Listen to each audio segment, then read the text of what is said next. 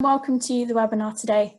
It's a pleasure to have you here with us, and we're really excited for a fantastic discussion. First of all, of course, I need to introduce myself and our panelists, but I'll let them get onto that in a second. My name's Alex Bell, and I'm the Portfolio Manager of Windpower Monthly Events.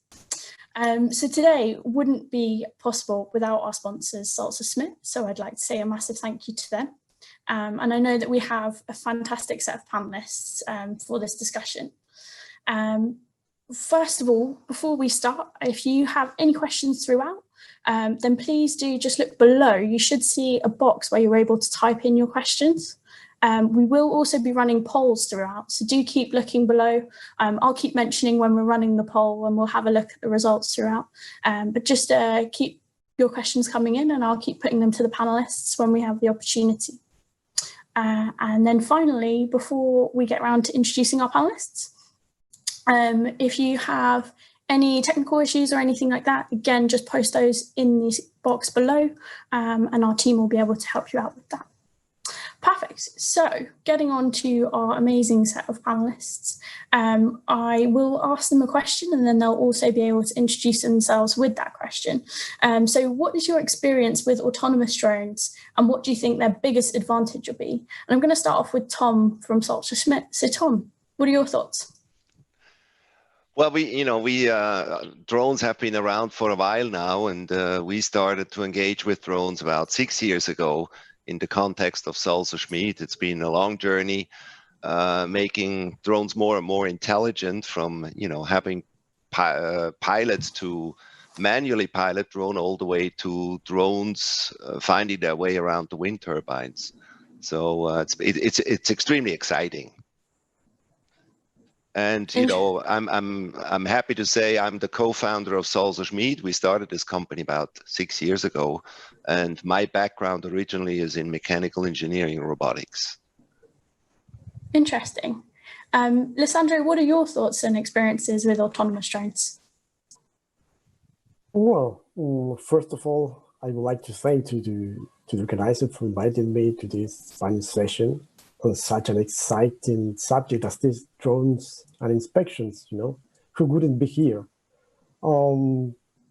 I define myself as a robotic enthusiast. I've been working in automation and robotics in several sectors, smart grids, medical devices, process automations, and now I'm in the renewable energy sector.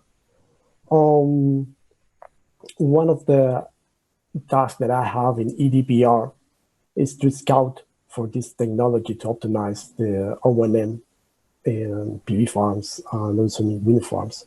And of course, blade inspections is one of the tasks that we need to improve. So what's my experience back on autonomous drone? Well, I could say that I have crashed some drones by my own self in the past. Obviously, I'm not a good pilot. It might have been good to have some autonomy back there for sure, but getting seriously, autonomous drone, it's something that we in EDPR are currently use, not directly EDPR by itself, but from the local O&M team for sure, both in PV and solar. What's the benefits that we things that you can have using this type of technology? It's simple. Whenever you talk about robotics and automation, there's one thing that always comes up, and it's that robotic automation outperforms human beings in repetitive in accuracy, whenever you have, of course, the appropriate hardware and algorithm running for sure. So if you take that back into blades inspection, it's incredible. I mean, you can have planified, you can plan the flight with an accuracy enough in order to grant that the picture is going to take all the ways at the appropriate distance with the appropriate point of view. So this helps us a lot, Interesting. Nicholas, have you ever crashed a drone hoping that it was autonomous?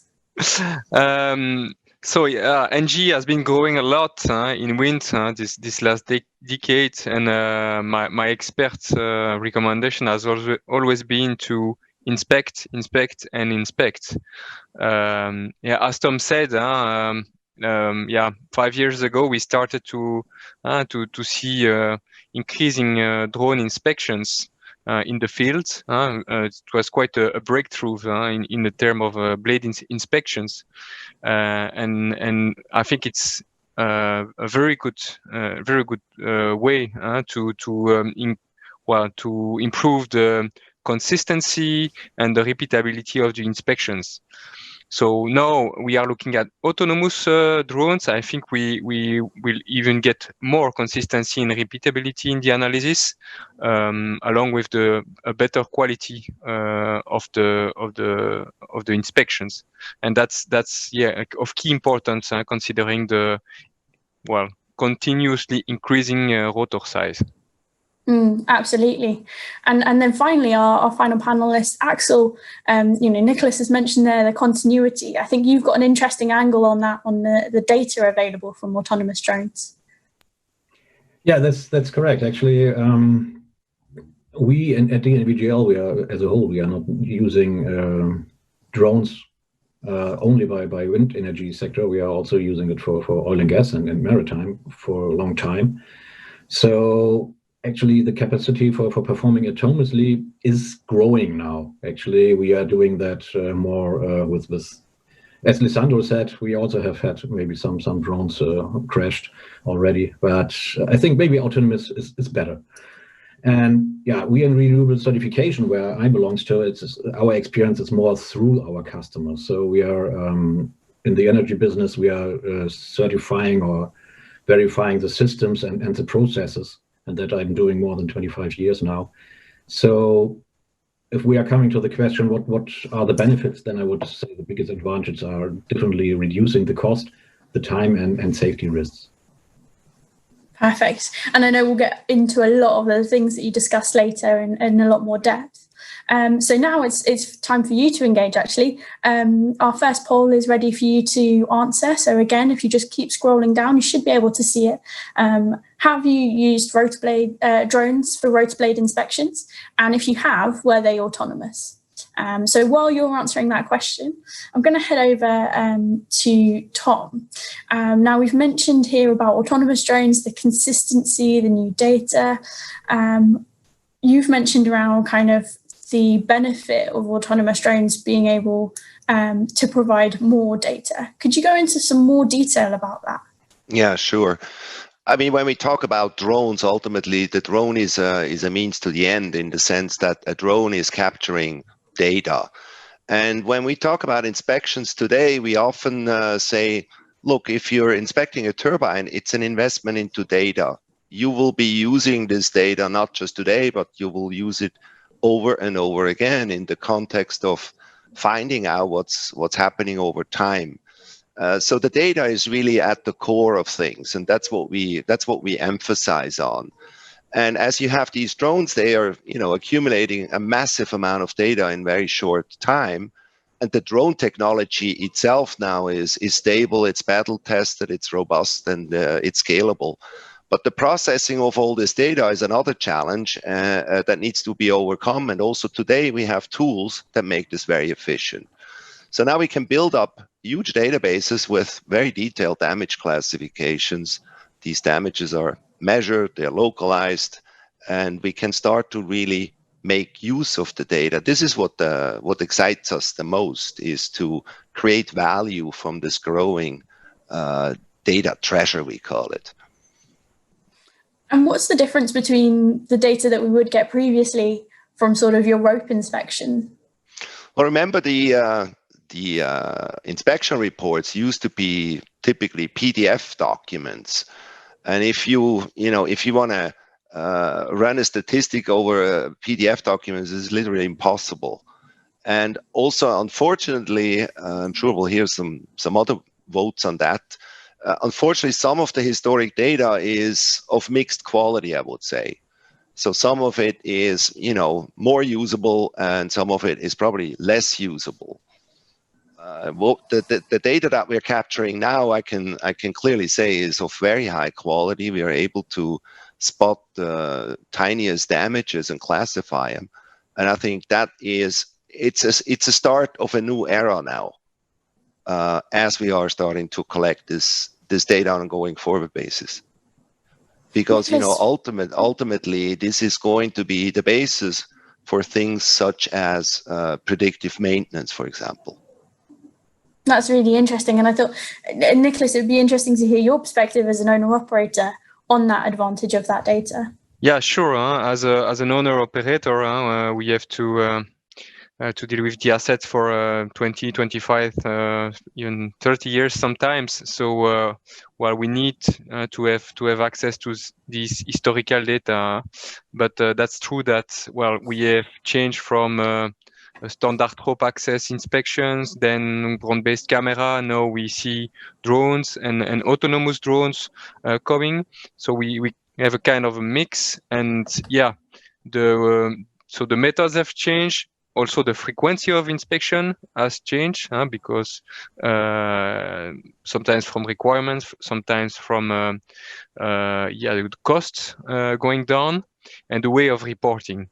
At local level, I would say, for the site managers, there is a need to be able to go back into historical data. Okay, sometimes we have blind spots. There are zones where we don't know, but as you know, blade damages are quite difficult to predict. It's always good to be able to go back in time, I would say. Yeah, it's interesting that you bring up those blind spots and those gaps. Lissandra, do you feel the same? There's maybe some gaps in your data historically from kind of rope inspections that are only part of the blade? Yeah, that's true. Tom and Nicholas has pointed that nowadays what is really matters is the data and the quality of this data. If you go previous to past experiences, you could say that all the information that you gather, their only purpose for that information was for building a report. Just because you had to prove that something was performed, an activity was well done or bad done, or perhaps because you have to keep the follow-up of that asset. But nowadays, we can see with the evolution of artificial intelligence, evolution of all the technology, we can implement new techniques to derive this predictive maintenance. So the powers right now resides in data. Data, it's not only for reporting. Data, it's not only to print it in a PDF to say, I have done the job, but this data is going to help you to predict and to say if these, if these assets in 3 months, 6 months, or 2 years might suffer some kind of damages. So regarding with what's the gap between the past data, past inspections, and the format, it's huge. It's huge. You try to make it uniform and structure all previous data into something that you can use for AI modeling. It's exhausting. And I think that this is something that all big companies right now are dealing with in order just to gather that information from previous experiences. Interesting. So, I mean, you alluded there, and we hear it all the time. Data is the new oil, the new gold, whatever it is. Data is so important. But something that we'll get onto later is how you actually use that data. Given that data is so important, Axel, this historic data that has gaps in it, is it kind of useless, or can it be used in some respect? Yeah, that's correct. Actually, we use these historical data. They are important for pre-train our models to some extent, even if they are not so good in quality, or even that is the better challenge, that these kind of not bad, but not really good pictures, images can be used for train our models in the beginning. And our colleagues from my colleagues from Renewable Advisory, for instance, they have tons of these images collected since decades, you can say. And so, yeah, our answer is yes. I think at least for pre-inspections, you can use these historical data. And what we did 2 years ago, for instance, we developed a digital tool called Wind Inspector. That's not only for blades, that's for the whole inspection. And now we are collecting, of course, even better data. And in 2019, for instance, more than 500 wind turbines. So actually, it's improved the reporting, and that's what our business is. So reporting efficiency it's much better and improved significantly in that. Fantastic. So we have established data is the best thing in the world. It's the new oil, it's the new gold. Is the autonomous drone giving us too much data though? Is it going to be too overwhelming? Tom, what are your thoughts on the volume of data that you can get from an autonomous drone? Of course, at first glance, it might be overwhelming, but we have to say that fortunately, we have technologies that can deal with these data volumes rather easily, and the cost for dealing these amounts of data will only go down. And now, with the arrival of artificial intelligence, it's actually also possible to sift through these enormous amounts of data and to kind of at least pre-filter all the images and then pass it over to experts who only have to look at anomalies, for example, and that saves an enormous amount of time. Just to give you an example, we have inspected, I think, in our biggest month, more than 1,000 turbines in 1 month. So the data capture and also processing has become very scalable. So I wouldn't say there's too much data. No, I think right now we're at the sweet point where there's just the right amount of data. Perfect. So I imagine we're at the right point of data. Nicholas and Lysandra, I'd be keen to get your thoughts on, is there such a thing from an owner-operator's perspective as too much data? And if we're at that right point of data, what's the best way to get that data from whoever's used the drone to get that inspection? Lysandra, should we start off with you and then we'll move on to Nicholas? Yeah, sure. I think to deal with this huge amount of data, the best way to tackle this is to find what will be the purpose of this data. Okay, so if you are beginning to train a model to make some predictive maintenance, all data is going to be needed. All data is going to it's needed to be processed. Okay, so but perhaps in the after that you build that model, after you have that certainty and accuracy that you need for your specific task, as Tom suggested, there are new ways to sift this information. There are new techniques where you can somehow diminish that huge amount of data. Perfect. And Nicholas, your thoughts on kind of using that huge pool of data? Yeah, so I think we are getting the amount of data that we want to, but I see two tracks here. There is a short-term need for the site to know what's the condition of the assets and how to plan the coming repair campaigns. So from the huge amount of generated data, we have to speed up the process, and that's where the artificial intelligence can come into play. To accelerate the analysis process and the interpretation in order to give better recommendation for repairs. And there is, I would say, another track by using a larger sample of data to be able at the end to define some I would say, propagation model of typical defects in blades. With this large amount of data maybe centralized in some times, we would be able to better predict the propagation of some critical damages in blades. I think that's a mid-term or longer term objective. Perfect. Yeah, I completely agree, and I've heard that a lot from a lot of people in the industry. I'm just going to quickly spin out to the audience, just to kind of go back over the poll results to see how many people have used drones for rotor blade inspections. So we've got 65% of them have said they have. 29% have said that they've never used them.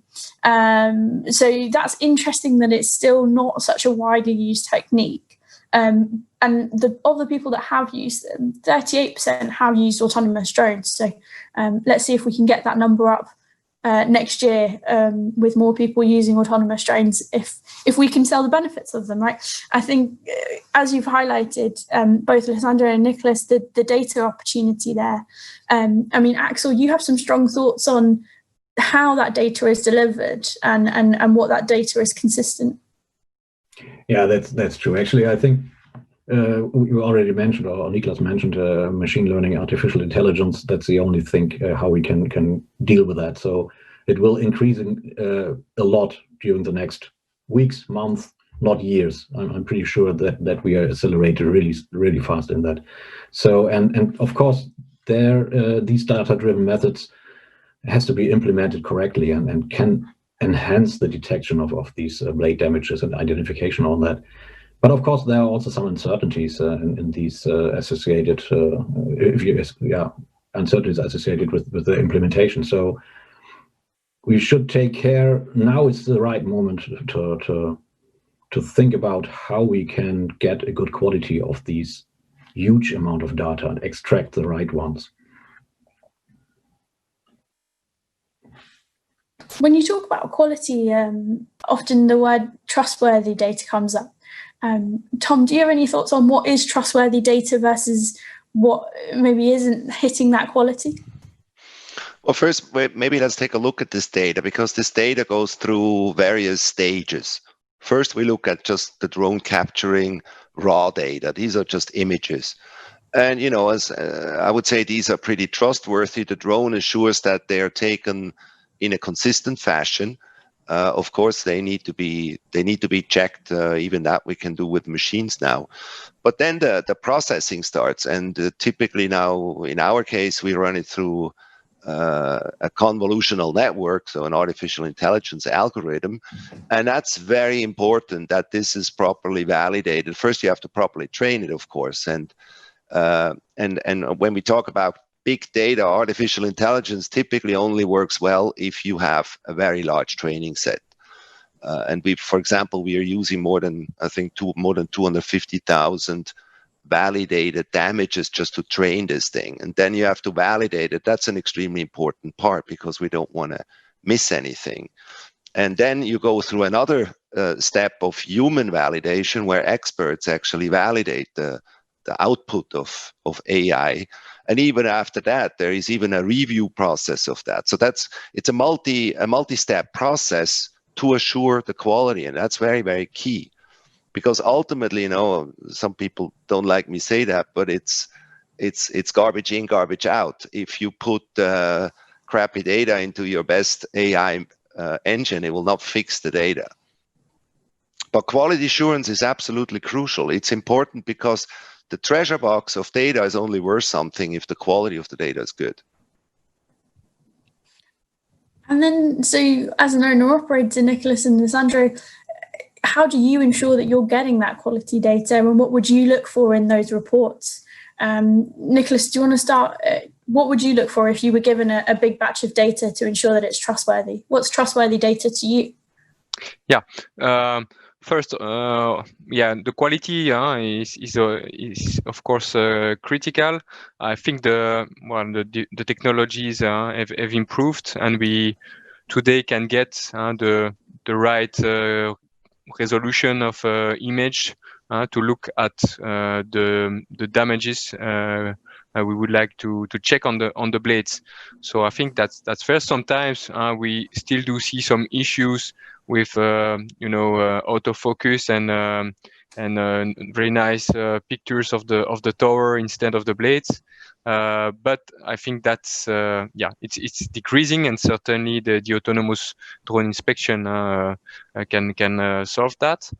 And then it's not only about the image, but also about the metadata that are captured along the inspection process to know where you are on the blades, distance, position, to be able to size the damages, and of course then after the labelization. So I mean the identification of the type of damage that is of course important in order to train the models for the artificial intelligence, and that can be a bit also time consuming, but it's a necessary step. I mean to have after that very good assessment. And the thing is that we today are also lacking of a standard to rank the severity of the damages on the blades, and sometimes even the types of damages. And yeah, we can really get different interpretations. And well, today we are asking the machine learning to identify the damages with high level of precision, and well, maybe not all the experts can do that in the real world. So it's a bit contradictory. I mean, there is still room for improvement there. As with everything, of course, there's always room for improvement. Lisandro, what are your thoughts on the kind of trustworthy? When you look at a data batch, what are you looking for? And when you're feeding it into the system, what are your standards? Oh, that's a really complicated question. When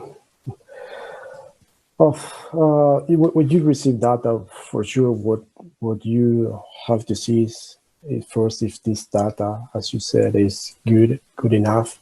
So the only way to see right now if data is good is to have a person looking at it, just to make you some math. I love math. A person needs 20 minutes to go through all the images from a wind turbine. EDPR has now 6,500 wind turbines in operation. So if you make the calculation, you are going to find out how much effort is needed just to review images, So trustworthy data coming from drone inspection, it could be just a step ahead. And the only way to accelerate this process is just using AI. There's no other way that you can go through such amount of images. As Nicolas said, there is so difficult to make, the exactly the same statement using different images classified by different person, and put them that they belong to category 3 and not category 2 or category 4. There is no standard right now. With AI, this might be helpful. This could be something that could be achieved. That you can provide a standard. There's a model with its rules that it's going to indicate this is category 3, this is category 2, and it's going to be category 3 and not category 4 or category 3. But of course, that's different for whoever you talk to. So, Axel, this brings me to my, I think, a question that's never been answered by anyone. So I think you won't be able to answer it, but hopefully you'll be able to give us some insight.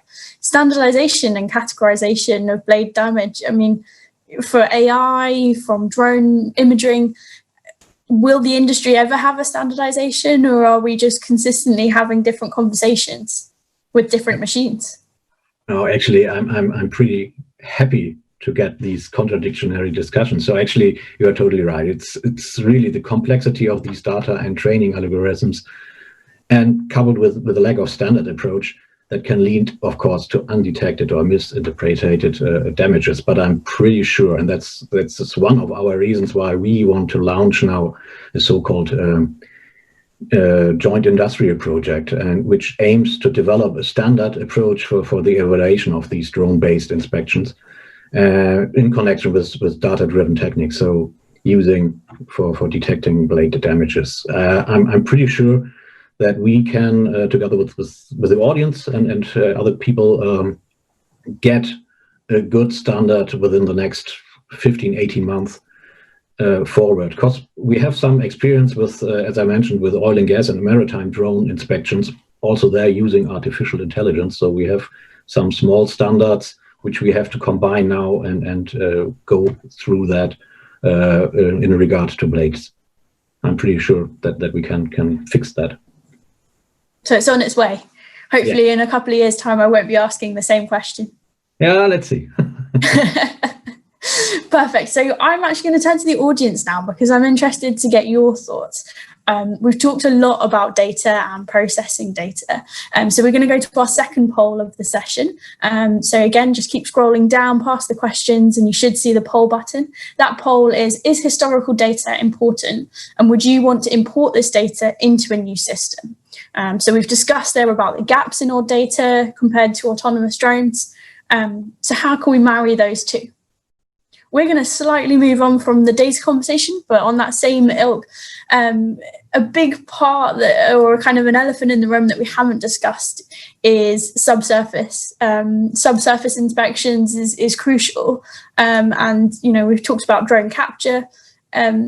Nicholas, I'd be keen to get your thoughts on subsurface inspections and how that can be fed into AI. Yes, yeah, many damage in blade are starting from the subsurface, are starting in the thickness of the materials. So when we do observe damage on the blade by visual inspection, it might be only the consequence or the results of a subsurface initiation at the subsurface level. So yeah, if we want to be a step earlier, we definitely need to combine visual inspections with other methods. There are several non-destructive techniques that are existing for detecting damages inside composite structures, but the deployment in the field is quite difficult. But today you can look at the market, and there are a few providers that are combining visual inspections with thermographic inspections, or you can, there are other techniques such as ultrasonics, but you need to have a close contact with the blades. So that's, for me, an additional information you can get, but you need to combine with the visual inspections. That's a big challenge too, because these techniques they also requires a kind of deep knowledge in the technique to be able to identify something. So yeah, it's still not there, but it has to be considered in some cases. Absolutely. Tom, what's been your experience of kind of subsurface inspections? Have you seen anything on the ground of putting the two sets of data from drone capture and subsurface thermographic into AI? No, this is a good point. We have been asked by customers to take a deeper look at the blade, and we also conducted thermography inspections. Maybe the problem, as Nicholas pointed out, is they are more difficult to deploy because thermography requires these temperature gradients, and typically they exist in the morning and the evening, but just to go and inspect 15 turbines in a day is not going to happen with today's thermography. But combining different sources of data we find is very, very interesting. There's also a topic of inside blade inspection, for example, as a complementary method. But don't forget, I mean, we're basically coming from the 18th century, we're jumping straight into the 21st century. And I think already the visual inspections that we have now at our disposals are a huge leap forward. And we should really start to take good use of those and then start to build on additional components to it. That's our so view. fast developing technology. Yes. Probably moving even quicker than we can imagine. And Alessandro, have you have any experience of kind of internal inspection methods and using those? Well, there's one thing that Nicola said that I think that take us back to the first question, which is using ultrasound in order to make the inspection of some structural damage of the blade. Yeah, it could only be happening if you have a really well-controlled algorithm, to take the drone close enough with the exact pressure to the blade in order to make that sensor work as it should. And the only way to do that is with an autonomous drone. There's no other way to achieve that. So make it internal inspection. Right now, the way that it's currently done, it's just with a person on the tower. Interesting. I think it does come back to that first question, right? If you can only do it with autonomous drones without having an issue like yourself of almost crashing into the blade.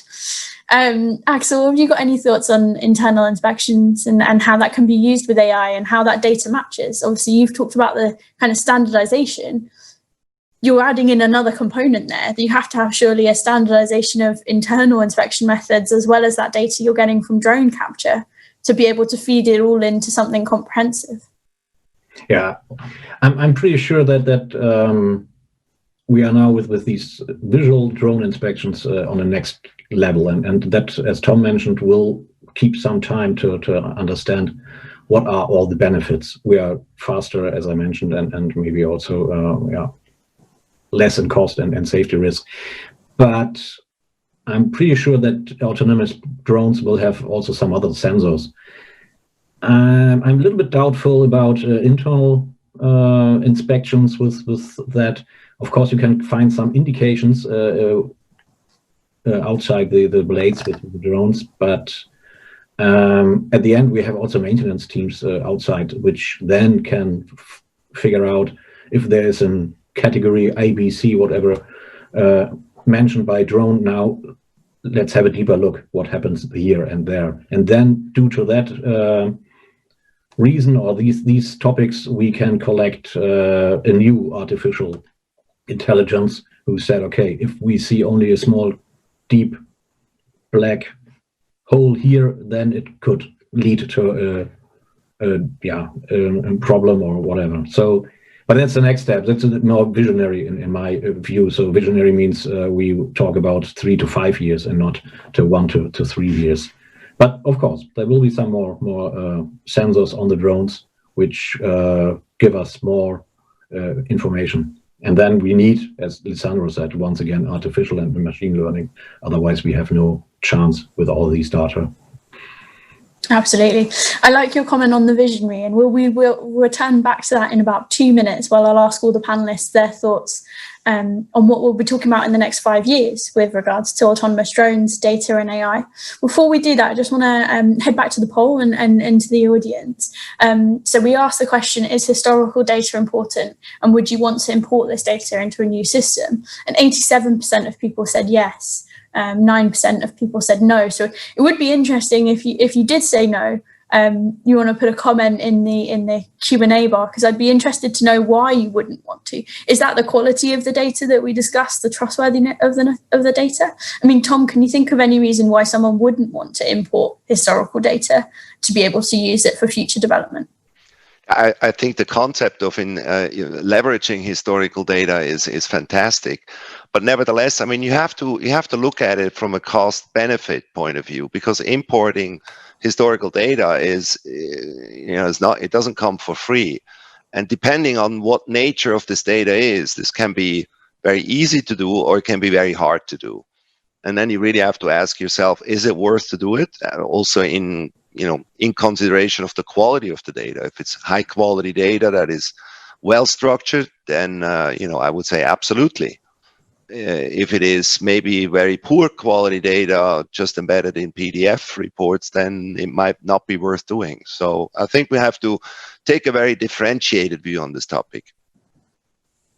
Lissandro, would you agree with that? Is there anything that you'd add to that? Is there any data that you can think of that you've received in the past that you probably wouldn't import into your new AI platform? Once again, it's depend on what's the purpose of having that data in your actual platform. As I said before, historical data was first thought just to have a proof of that something was done, that was carried on because of claim warranties, because of whatever. But to use data in order to build a model to make predictive analytics, it's going to take a huge effort. As a matter of fact, we are facing that right now. And as Tom said, it will depend on the cost-benefit analysis in the end. Is this historical data in the end, it's going to impact on the result on the AI model that I'm going to build? Is it worth it? It's not. For sure, there is a lot of relevant information in historical data. But in the end, it will come out to the cost-benefit analysis. Yeah, I think probably hit the nail on the head there. Nicholas, do you have anything to add on that? Yes, I think, well, we have to keep the historical data somewhere, even sometimes at local level. And as Tom said, in this large lake of data, take the relevant data. But the question is, what do we want to do with that? What is the next step?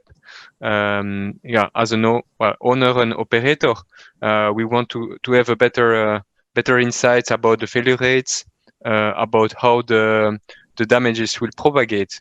So we need to identify the cases where we have enough data with good quality to use it for building models that will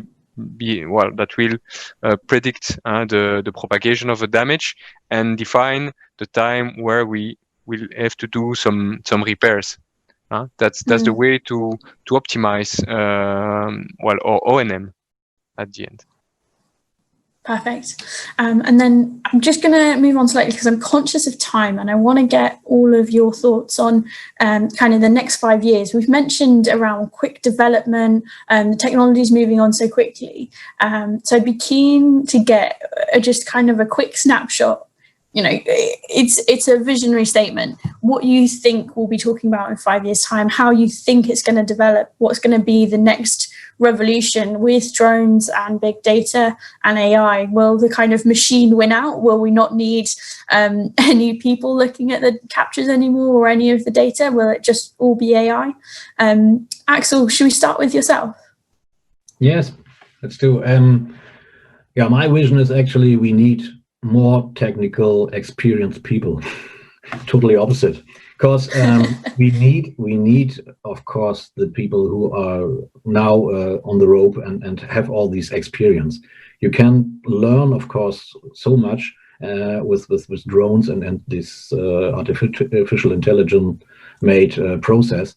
But at the end, there are human beings behind that, and they will be all the time. And all this amount of data, we need them as well. And of course, we need some standards.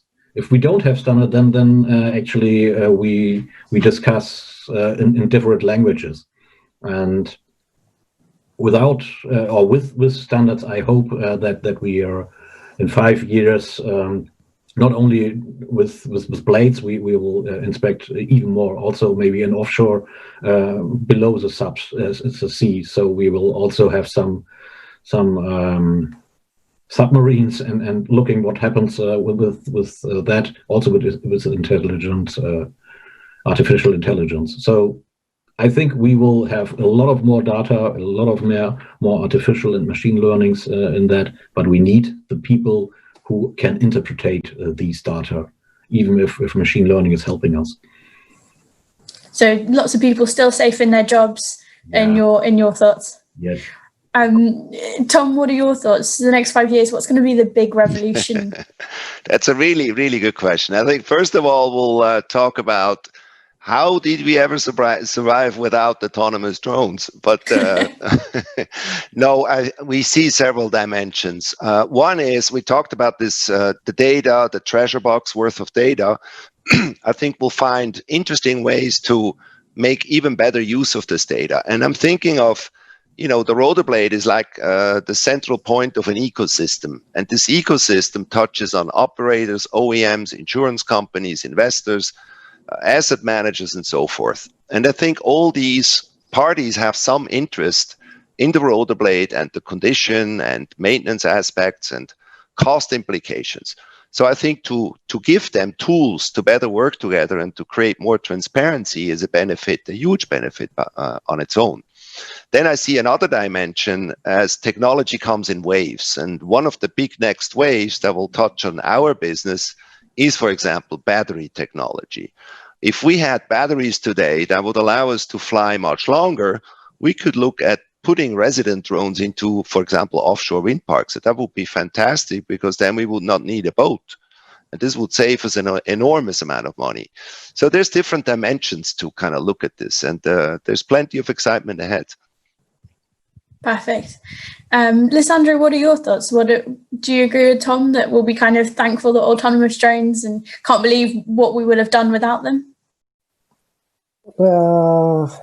I might say yes. Yes, but I think that there's a huge barrier right now, that it's regulation.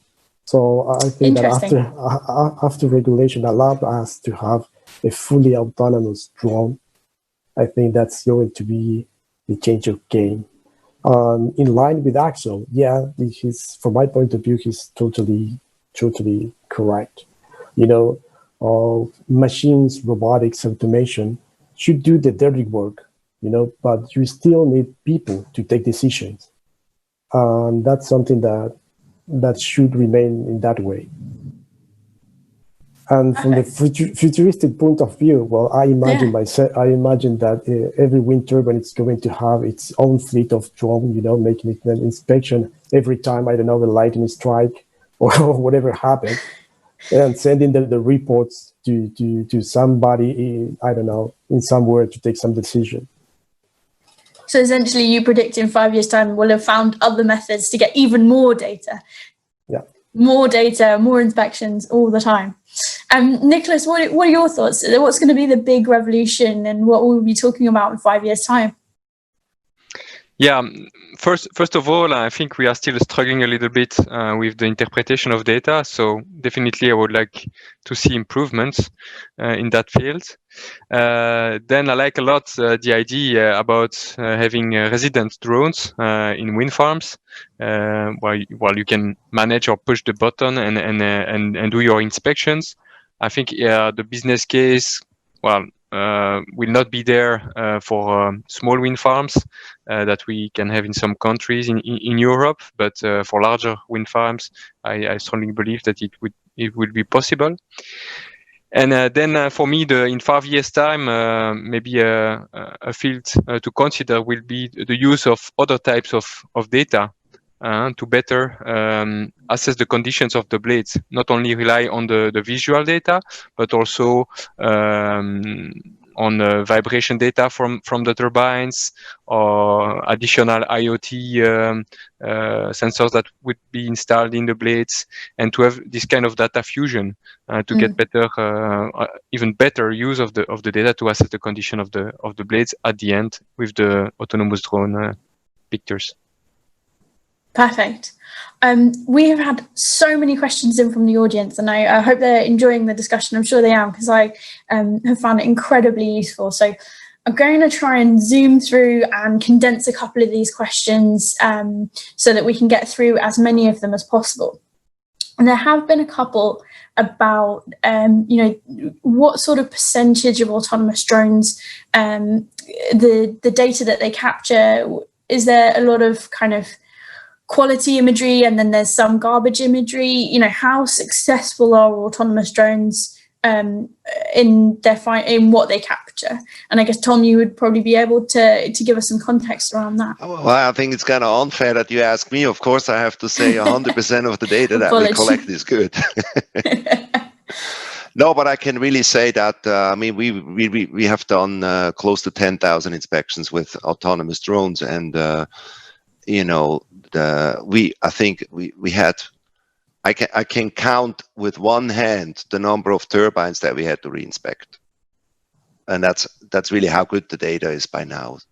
So I think when we started out with drones, there were frequently issues with data, and also Nicholas pointed it out. It's not absolutely 100% perfect yet, but we are far past the point where we would, you know, say this is still in an experimental stage. This is now a productive technology at our disposal today.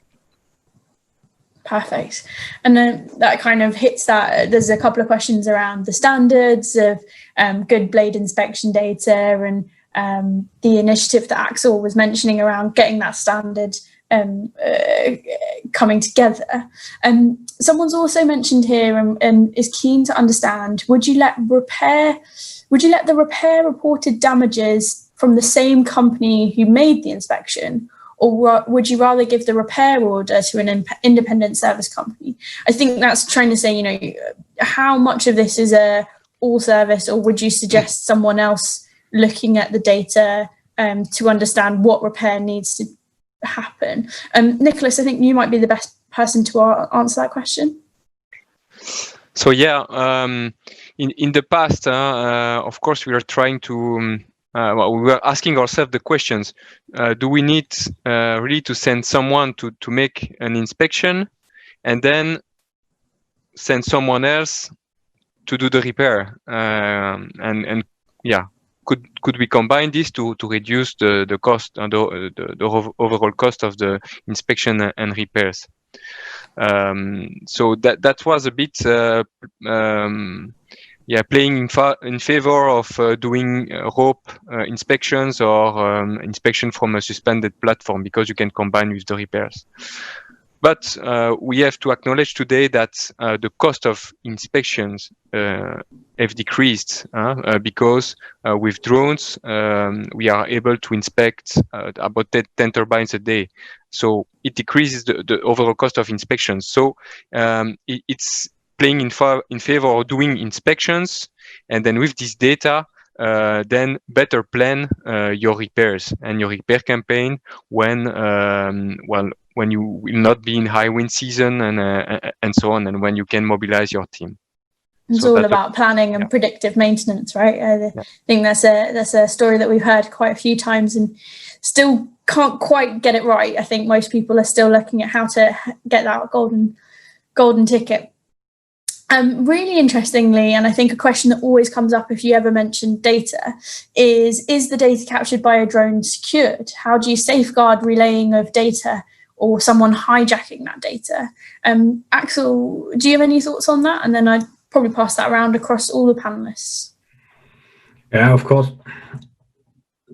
I'm not really afraid about that at the moment, because of course the single data itself is not really helpful. Of course, if you have a lot of them, then maybe it makes some sense. But to be honest, at the moment, I'm not sure about that.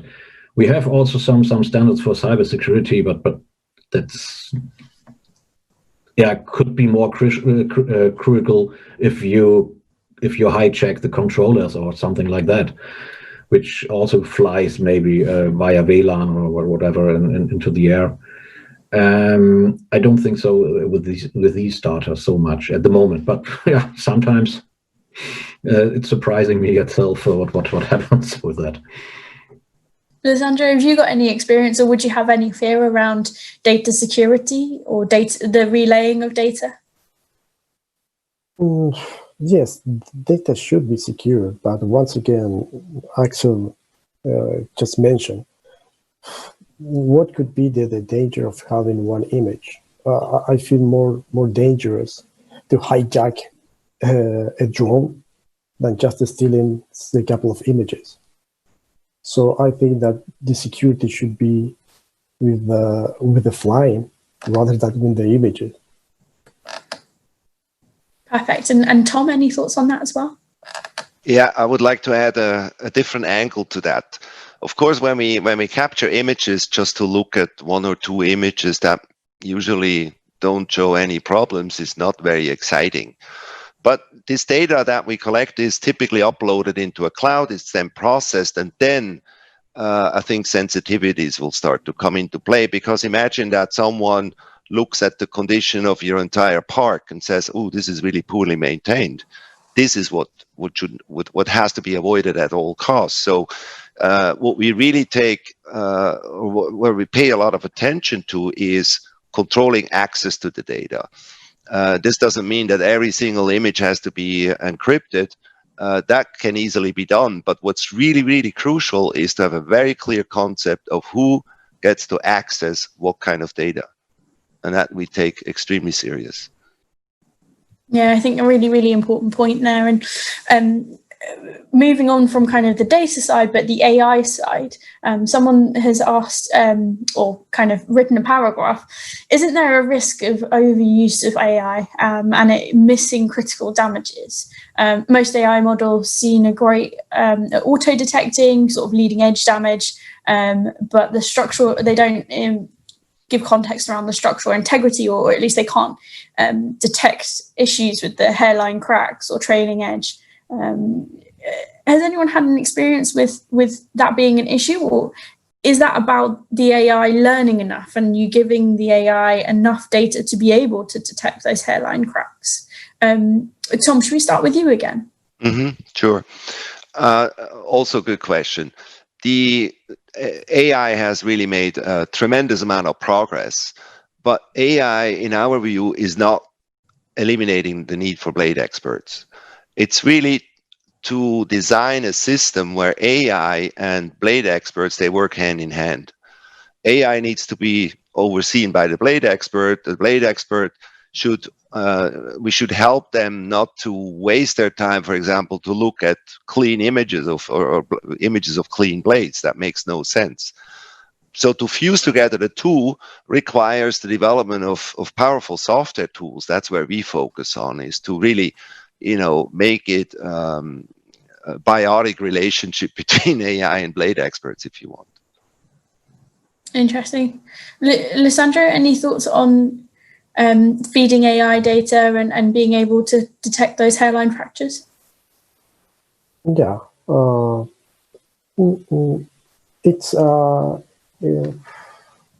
it's interesting because when we talk about modeling something, it will depend on the size of the image set that you have in order to train that. So if it doesn't happen so often, it's not going to exist in the way that you are going able to detect. So once again, in line with Tom and what we have already said before, AI it's not to replace human being. It should be a tool to help him. So those things that the model can't detect, that's where the human comes in and takes action. Interesting. Okay.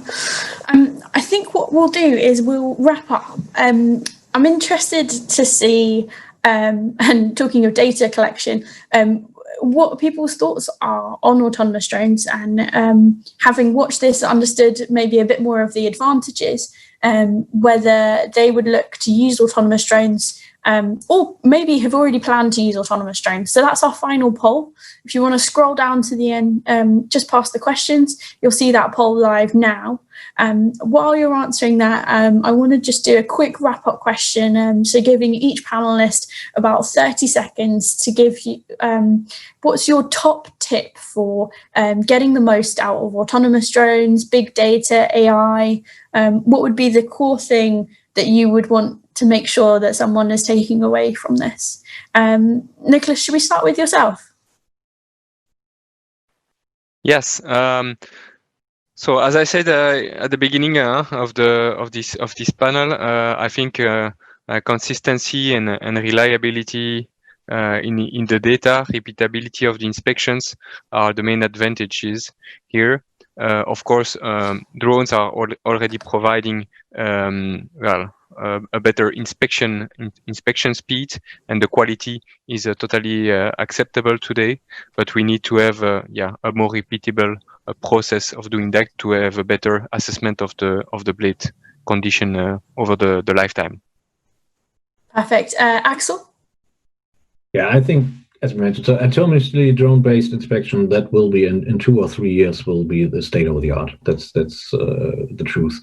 And due to the complexity of the data and train algorithms, as I mentioned, so coupled with the lack of standard approaches, we need definitely a standard to categorize the defects or to categorize how we train our algorithms. And then, last but not least, I can repeat again, I invite everybody to come into our joint industrial project next year to make the state-of-the-art very fast into action. Perfect. Lissandra?